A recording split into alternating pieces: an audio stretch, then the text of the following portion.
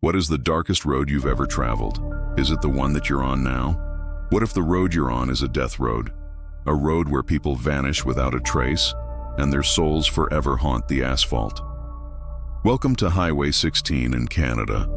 This 700-kilometer stretch of road cuts across British Columbia like a glistening, which is why it's also called the Highway of Tears. Here, since the early 1970s, dozens of women and girls have vanished or turned up dead. Most of them are Indigenous. At least 18 cases from 1969 to 2006 have been officially recognized. But families, communities, and advocates say the real number could be 50, 60, or even higher. It's hard to imagine the despair of those who've lost someone on this road, of those who've searched for answers for decades. These women were not just statistics. They were vibrant individuals with hopes and dreams. They were daughters, sisters, mothers, friends. They had laughter and loved ones. And then suddenly they were gone, swallowed by the roadside or worse. But why? Why were these women targeted? Most of them were hitchhikers.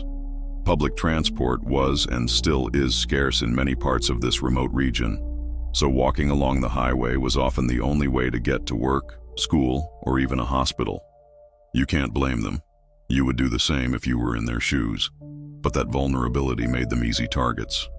The police did make some progress. In 2005, they linked serial killer Bobby Jack Fowler to one of the cases after his death. Another man, Gary Handlin, was convicted years later. But most of the disappearances remain unsolved. For the families, the failures of justice cut deep. They watched as decades passed, evidence was lost, and witnesses grew old. Many came to believe that the lack of answers wasn't just about time, but about something more sinister: systemic racism, government neglect, and indifference to the lives of Indigenous women and girls. By 2016, the crisis had grown impossible to ignore. The Canadian government pledged millions to improve transportation, fund investigations, and try to stop further tragedies. Still, for many, the changes felt too little, too late.